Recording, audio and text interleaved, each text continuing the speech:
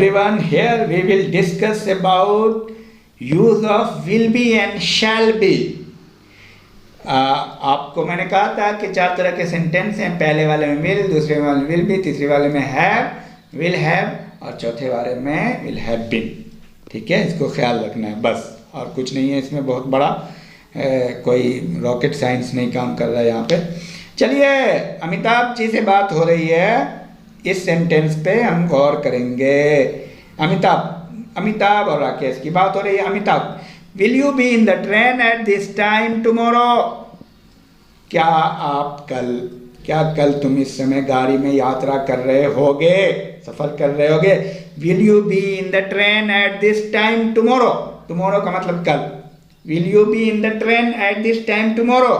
Yes, I'll be about to reach Kanpur at this time tomorrow. I'll be. Here is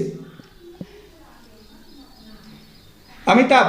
Shall we not be playing a match at this time tomorrow?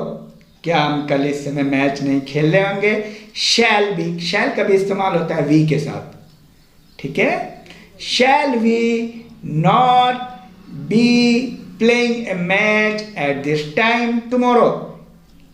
क्या हम कल इस समय match नहीं खेल रहे होंगे? मतलब ये कंटिन्यूअस में है कि ये काम जारी रहेगा, इसलिए यहाँ पे बी का इस्तेमाल होता है।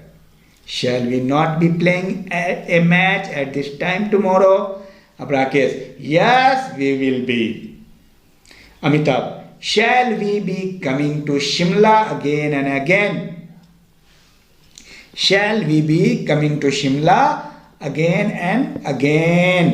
क्या हम शिमला बार बार आते रहेंगे? No, we won't be.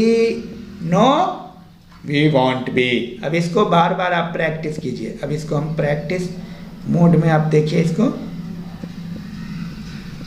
Amitabh, will you be in the train at this time tomorrow? Yes, I will be about to reach. Which one है? पहुंचना। Kanpur at this time tomorrow. Yes, I'll be about to reach Kanpur at this time tomorrow. Shall we not be playing a match at this time tomorrow? Yes, we will be. Shall we be coming to Shimla again and again? एक बार और practice करके आप देखिए। Will you be in the train at this time tomorrow? Yes, I'll be about to reach Kanpur at this time tomorrow.